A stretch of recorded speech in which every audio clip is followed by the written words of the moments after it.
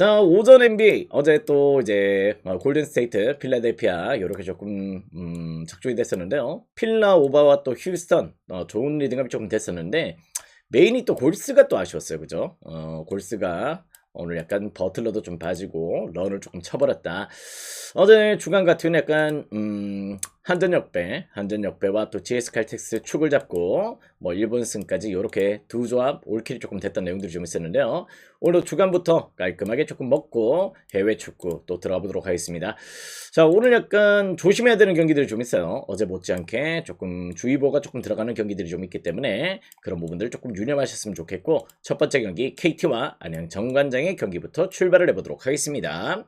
자, KT 오늘 경기 이제 김선영이 로스터에 또 합류를 합니다. 그러다 보니까 김선영의 합류는 아무래도 조금 긍정적인 요소가 좀 될 수 있겠죠. 근데 경기를 조금 한동안 또 안 뛰었어요. 그런 내용들이 좀 있기 때문에 과연 또 일단 경기력들이 어떤 식으로 조금 표출될 수 있을지는 조금 지켜봐야 된다. 이렇게 좀 보시면 될 것 같고, 역시 또 지금 카굴랑 부상 이슈, 그리고 또 하윤기 또 부상 이슈가 조금 발생해 있기 때문에 전반적으로 그런 부분들은 아직까지 조금 조금 지켜봐야 되는 부분들이 없잖아 있다. 이렇게 좀 보셔도 좋을 것 같습니다.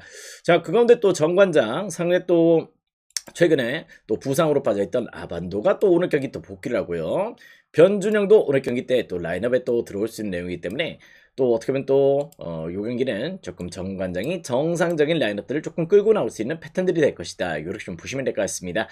자, 정관장이 올 시즌 수비는 또 좋은데요. 전반적으로 정관장이 약간 리바운드 경합에서는 그렇게 조금 임팩트가 좀 좋지 못했던 내용들을 조금 보여줬었는데, KT가 리바운드 지표가 훨씬 더 좋지 못하죠. 그런 내용들을 조금 보여주고 있을 정도로 상대전에서 대략 또 정관장이 훨씬 더 리바운드 점유율을 조금 끌고 갔던 부분들이 좀 있었는데요. 용병 매치에서 실질적으로 좀 내용적으로 봤을 때 역시 또 윌리엄스나 또 힉스가 또 버티고 있는 요 골 밑에서는 약간 리바운드 경험에서 KT가 그렇게 조금 좋은 활약들 조금 못 보여주고 있습니다. 그런 부분들을 조금 고려했을 때 전 요 경기는 정관장의 조금 분위기가 좀 더 좋은 내용들로 전개가 될 가능성을 조금 보고 있다. 이렇게 좀 보셔도 좋을 것 같아요. 뭐 시즌 맞대결 같은 경우도 좀 내용적으로 봤을 때 뭐 정관장이 또 뭐 KT전에서 조금 분위기를 가져갔던 부분들이 좀 있었고, 뭐 또 어떻게 보면 또 라인업도 조금 긍정적인 요소들 조금 요렇게 한번 조금 평가를 낼 수 있는 경기고요. 어떻게 보면 또 그 가운데에서 접전 가능성도 조금 배제할 수 없을 것 같습니다. 핸디값이 1점으로 지금 반영이 되어 있는데, 역시 이 경기는 양 팀들의 접전의 가능성을 또 무시할 수 없는 패턴들이 될 것이다. 이렇게 좀 보시더라도 충분히 또 승호패 5의 가능성을 염두하시는 것도 조금 나쁘지 않아 보여요. 자, 그 가운데 또 양 팀들 무엇보다 KT도 약간 득점에서의 퍼포먼스가 조금 좋지 못한 가운데 있는데요. 뭐 정관장도 역시 수비의 팀이긴 하지만은 지금 양 팀들의 평균 득점을 조금 고려했을 때 지금의 또 기준점은 조금 넘어설 여지도 좀 있지 않을까. 또 올스타 브레이크 이후로 조금 체력 안배가 됐던 부분들도 좀 있고, 주요 또 스코어들이 조금 합류를 한다면은 전 요 경기는 기준점 대비해서는 약간 오버사이드 공략 포인트로 조금 고려해 보시는 것도 충분히 또 좋은 접근 포인트가 될 수 있겠다. 이렇게 말씀을 드려보도록 하겠습니다.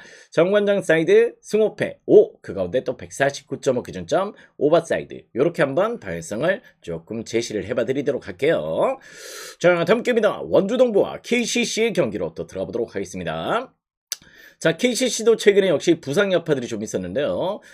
이제는 오늘 경기 때는 이제 최준영을 좀 제외하고 나머지 멤버들이 거의 다 또 복귀를 하는 경기다. 조금 풀 멤버 구성에 가깝게 형성이 될 수 있는 경기다. 이렇게 좀 보시면 될 것 같습니다. 허운도 복귀를 하고요. 에르난데스, 허운까지 또 복귀를 하기 때문에 오늘 경기 때는 이제 주요 자원들이 전부 다 또 합류를 했다. 이렇게 좀 보시면 될 것 같습니다. 뭐 또 최근에 또 허운과 또 쇼농의 투맨 게임 이런 부분들이 또 득점에서의 상당히 또 좋은 빈도들을 조금 보여줬기 때문에 뭐 KCC도 나쁘지 않은 분위기를 좀 만들어낼 여지가 조금 보인다. 이렇게 좀 보시면 될 것 같은데요. 약간 KCC가 그래도 뭐 지금의 라인업들 조금 긍정적이긴 한데, 올 시즌 약간 홈딥에서 원정에서의 경기력들은 조금 기복들이 조금 발생했던 경기들이 좀 있습니다. KCC의 문제점은 약간 범실이거든요. 범실 패턴들이 조금 발목을 잡는 부분들이 좀 있고, 동부가 최근 2연패를 조금 당하긴 했습니다. 어떻게 보면 동부의 문제점은 지금 앨런슨이 또 허리 부상 이후로 조금 컨디션이 조금 좋지 못했다는 점이 조금 문제는 될 수 있어요.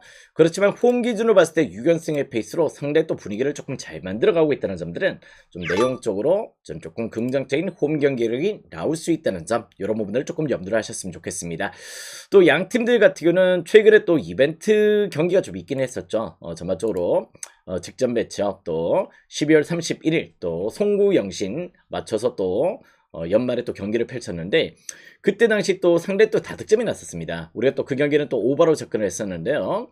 82대 99로 동부가 또 17점 차의 승리를 거둬냈던 모습을 좀 보여줬고 상당히 또 다득점이 났던 경기로서 조금 평가를 낼 수가 있을 것 같습니다만은 일단 그때 당시는 또 분위기상 조금 그렇게 전개가 됐던 부분들이 없잖아 있었고 수비를 조금 하지 않았던 패턴들이 좀 있었는데 오늘의 요 기준점은 저는 상당히 또 높다.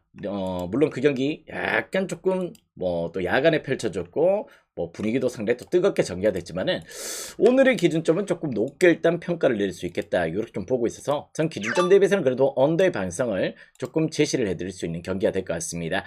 뭐 최근 또 동부 홈에서 또 84대 86 이렇게 일단 전개가 됐던 부분들이 좀 있기 때문에요. 뭐 일단 역시 조금 기준점을 우회를 했던 내용들이 좀 있긴 하지만은 전 요 경기는 지금의 기준점은 조금 높게 지금 설정이 되는 게 아닌가 이런 느낌을 좀 받게 돼요. 자 그리고 또 이제 동부의 또 홈발의 기세를 그래도 저는 조금 무시할 수 없다 이렇게 좀 보고 있기 때문에 약간 조금 이제 동부 일반승 정도는 또 고려해 보셔도 좋은 패턴이 될 수 있겠다. 요 경기도 근데 접전의 가능성도 역시 또 배제를 할 수 없을 것 같습니다. 그런 부분에서 용에는 동부 일반승 승호패 5 168.5 기준점에서는 조금 언더사이드로 공략 포인트를 노려보신다면 충분히 또 좋은 리드감이 들 수 있겠다 이렇게 말씀을 드려보도록 할게요. KCC의 범실적인 문제점들 그리고 또 허운과 허운이 같이 뛰었을 때 일선 아이름의 동선 관리가 아직까지는 조금 더 수정이 조금 들어가야 된다. 크리크 수정이 조금 필요하다. 이렇게 좀 보시면 될 것 같습니다. 자, 그 가운데 또 BNK와 또 우리은행의 경기로 또 들어보도록 할게요. 자, BNK 직전 경기 때 상당히 또 고전을 했었죠. 어떻게 보면 또 신한은행의 9연패를 또 끊어주는 역할들을 조금 해줬던 내용들이 좀 있었는데 물론 백투백 일정이긴 했어요. 백투백 일정에서 신한은행과의 또 홈 경기를 끌고 왔지만은 2차 연장까지 갔었습니다. 그 가운데 또 김소니아가 코를 한 방 또 맞았고 렌즈도 한 번 또 빠지고 이런 부분들이 좀 있었기 때문에 저마토로 일단 김소니아도 최근에 약간 부상 여파를 조금 안고 있다는 점이고 비록 또 3일 만에 경기를 좀 치르긴 하지만은 저는 직전 경기 체력 소모가 너무 컸다는 점들은 BNK 썸의 입장에서는 상당히 또 좋아 보이는 내용은 아니다. 이렇게 좀 보셔도 좋을 것 같아요. 자, 우리은행 같은 경우는 최근에 또 하나전에 패배를 당했습니다만은 저마토로 일단 김단비를 또 지원해 줄 수 있는 자원들이 최근에 약간 조금 폼들을 끌어올리고 있다는 점인데요. 뭐 김단비가 약간 뭐 예전같이 득점 퍼포먼스가 그렇게 조금 원활한 패턴은 좀 아닙니다만은 전반적으로 고른 루트에서 득점들이 조금 파생돼서 조금 펼쳐지고 있다는 점, 특히 또 이민지의 활약이 최근에 또 폼이 조금 끌어올려지고 있다는 점에서 전 요 경기는 어떻게 보면 또 우리 사이드의 공략 포인트를 조금 고려해 보셔도 좋은 접근 포인트가 될 수 있어 보입니다. 뭐 시즌 맞대결 같은 경우도 2승 1패로 또 우리은행이 또 BNK전에 앞서 있어요. 그리고 또 무엇보다 조금 우리은행이 역시 리바운드에서 퍼포먼스가 조금 약한 편인데 그 부분에서 또 역시 또 BNK도 리바운드 지표가 그렇게 조금 좋은 팀은 아니라는 점이죠. 그런 부분에서 상호간의 또 매첩에서는 조금 내용적으로 우리은행이 BNK전에서 리바운드 점유율을 조금 더 들고 갔던 경기들이 좀 있었다는 점에서 전 이 경기는 또 어떻게 보면 우리은행 역배 가능성 충분히 또 볼 수 있는 경기가 되겠다. 뭐 그 가운데 여기도 역시 접전 가능성을 조금 보고 있습니다. 오늘 약간 세 경기가 전부 다 약간 좀 치열할 것 같긴 해요. 전반적으로 끝까지 한번 또 지켜봐야 되는 경기가 될 것 같고 승호패 5나 조금 안전한 접근 붙어있는 플랜이 조금 될 수 있다는 점들을 조금 고려하셨으면 좋겠습니다. 자, 그 가운데 또 우리은행 지금 현재로 리그 내 최소 실점팀으로서 상당히 또 수비 밸런스가 좋은 가운데 있다는 점이고요. 자, 그 가운데 또 BNK도 뭐 올 시즌 약간 득점에서의 기복들이 조금 발생을 하고 있다는 점, 특히 또 우리은행전에서 안혜지가 상당히 또 고전을 하고 있다는 점에서는 이 경기는 실제 조금 언더사이드, 지금의 기준점은 언더사이드로 공략 포인트를 조금 고려해 보시는 것도 나쁘지 않은 흐름이 조금 될 수 있겠다 이렇게 좀 보고 있습니다. 뭐 직전 매치는 약간 다득점이 좀 나긴 했는데요. 일단 무엇보다 또 BNK 홈에서는 또 조금 저득점의 행보, 또 BNK가 조금 최근에 또 뭐 직전 경기 2차 연장 후폭풍이 오늘 또 들어갈 수 있다는 점들도 전 요 경기는 약간 저득점에서 약간 우리은행 사이드의 공략 포인트, 승호패 기준에는 5사이드로 접근 포인트를 고려하신다면 충분히 또 리딩감이 될 수 있는 경기가 되겠다 이렇게 말씀을 드려보도록 하겠습니다. 자, 다음 경기는 또 KB손보와 OK저축은행의 경기로 또 들어가보도록 하겠습니다. 자, KB손보 입장에서는 야쿱이 떠나버렸어요. 연락도 안 되고 있습니다. 그러다 보니까 이게 또 하윤영 감독 대행체제에서 지금 현재 야쿱을 또 가용을 하지 않았어요. 그런 내용들이 조금 발생을 하다 보니까 개인적으로 약간 빈정이 좀 상했던 내용들을 조금 보여주지 않았나. 여러 가지 조금 감독과의 불화, 뭐 조금 그런 부분들이 발생하다 보니까 말도 없이 떠나버렸습니다. 그런 내용에서 이제 용병이 또 비에나 하나밖에 없다는 점들은 상당히 또 아쉬움이 좀 될 수 있다. 이렇게 좀 보시면 될 것 같아요. 뭐 최근에 또 나경복이나 이런 자원들의 활약들도 조금 가미가 돼야 되는데 역시 또 기복들이 조금 발생을 하고 있다는 점에서 요 경기는 조금 역시 또 KB가 압도적인 경기력들을 좀 보여주기에는 조금 무리수는 좀 있어 보인다. 다만 이제 또 OK도 문제가 좀 있죠. OK의 문제점이라면은 홈에서는 날라다닙니다. 근데 원정만 가면은 고질적으로 디미트로프가 범실이 상당히 또 늘어난다는 점에서 그래도 일단 요 경기는 저는 KB 사이드의 공략 포인트를 조금 한번 또 염두를 하시는 것도 충분히 또 좋은 리드감이 될 수 있겠다. 이렇게 말씀을 드려볼 수 있을 것 같고요. 실제 또 뭐 양 팀들의 매첩도 나름 또 이제 또 KB가 2승 1패로 조금 앞서 있는 부분들, 물론 또 뭐 3차전 강서체육관 원정에서는 또 풀세트 접전 가운데 좀 아쉽게 또 패배를 당하긴 했어요. 그렇다는 내용이지만은 일단 원정 OK라면은 전 요 경기는 역시 KB의 손을 그래도 조금 들어주고 싶다. 이렇게 좀 보시면 될 것 같습니다.